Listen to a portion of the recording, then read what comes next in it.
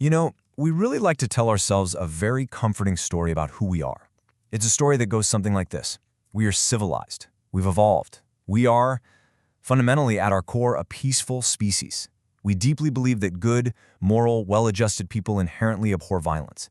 We look at violence as this aberration, right? A total breakdown of the social order. A sickness that only infects the criminal, the deranged, or the profoundly lost.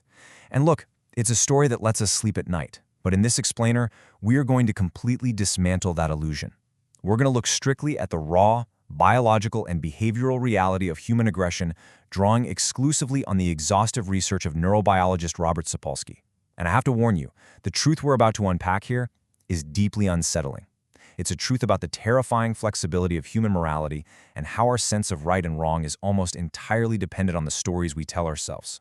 So, let me ask you a question, and I want you to really think about it. Do you truly hate violence?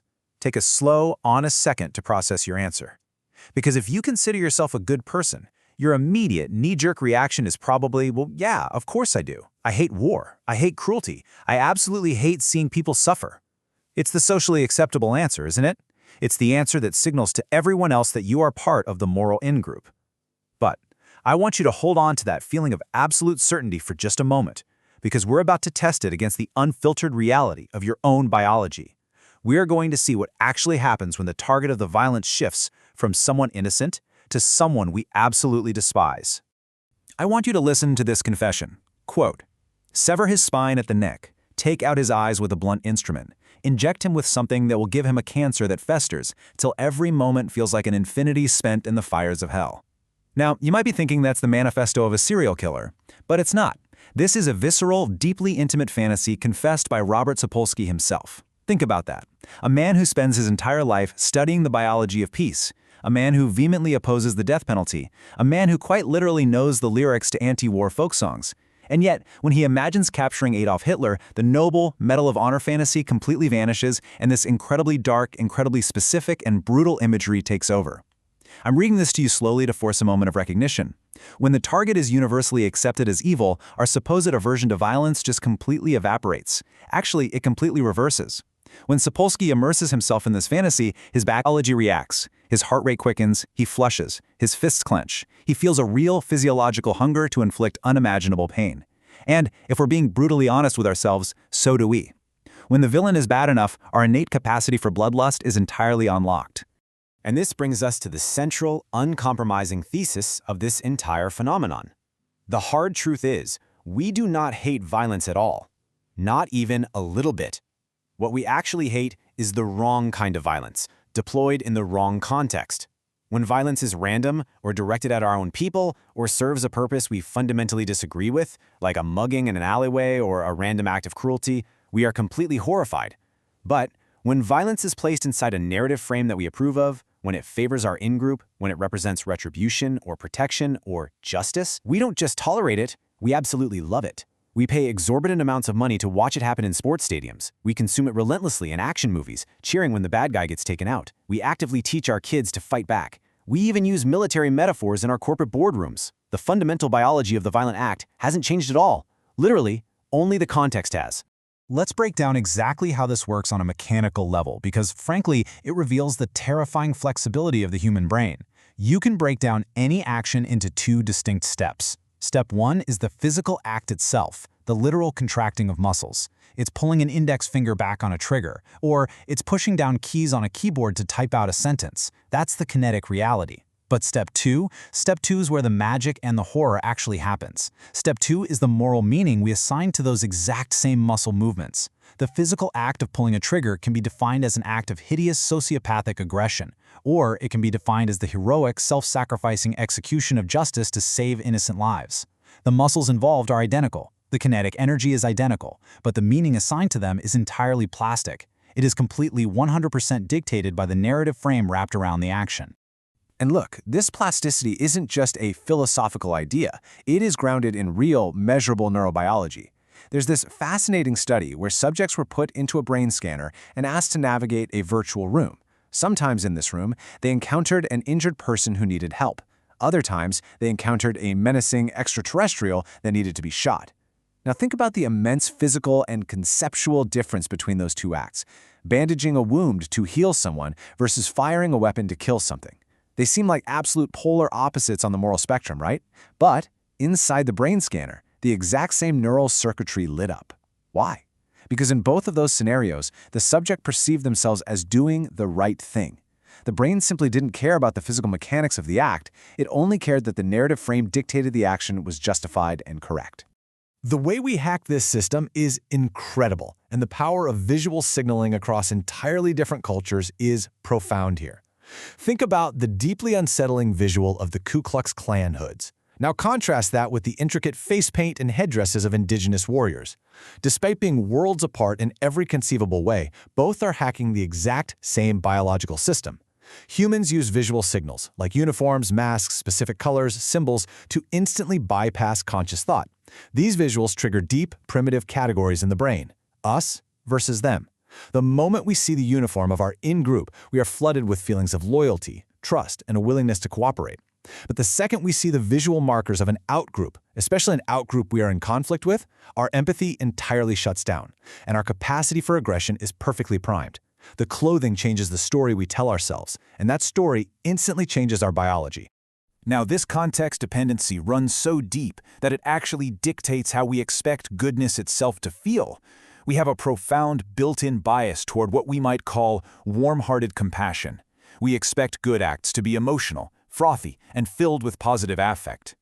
Think of a mother violently protecting her child, or a community coming together with tears and hugs after a tragedy. That feels right to us. But contrast that with cold-blooded goodness. Think of that rare Samaritan who goes into a clinic and donates a kidney to a complete stranger. There's no emotional tie. There's no dramatic, tear-jerking narrative. It's just a detached, almost affectless calculation that someone else needs an organ more than they do. And research shows this actually completely unnerves people. We are deeply suspicious of cold-blooded goodness, in the exact same way we are horrified by cold-blooded violence.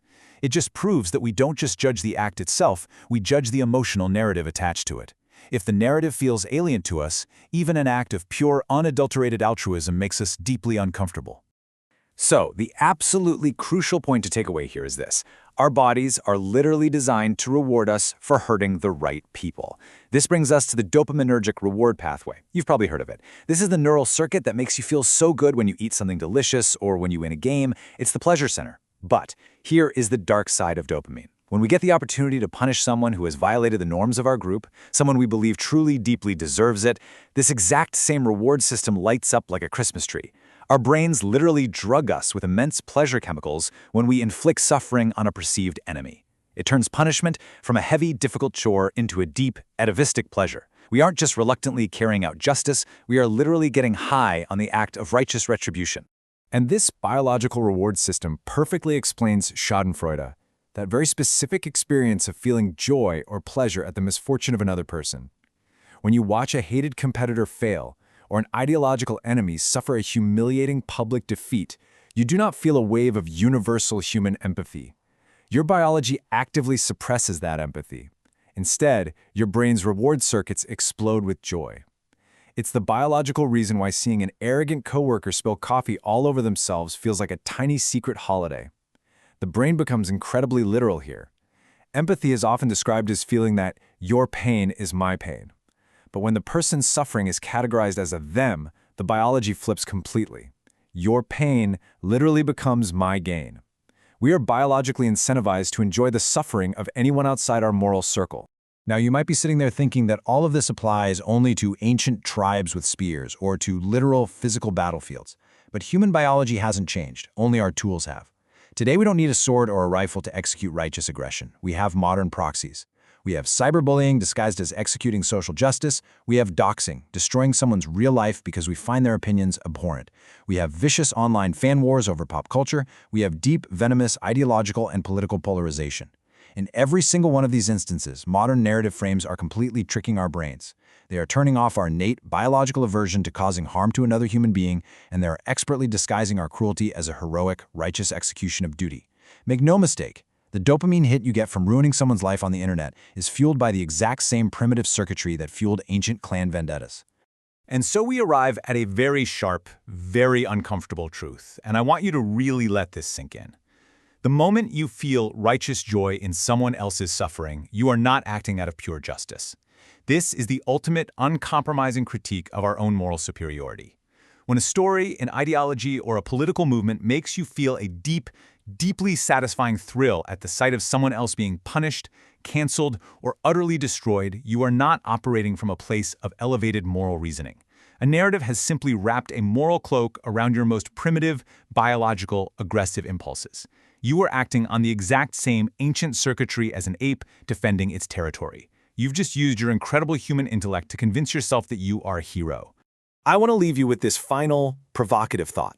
It is incredibly easy to point fingers at the extremes of history, or at the extremes of our current society, and identify their violence, their cruelty, and their blind tribalism. It is much harder to look in the mirror. So, whose suffering recently brought you righteous joy? Whose downfall made your dopaminergic reward system absolutely light up? Whose pain did you easily justify because they were in the wrong group, held the wrong beliefs, or were conveniently labeled as the enemy? Because until we can recognize that our own sense of justice is incredibly fragile and utterly dependent on the stories we are told, we remain completely at the mercy of our biology. Thank you for joining me on this deep dive. Let that question sit with you.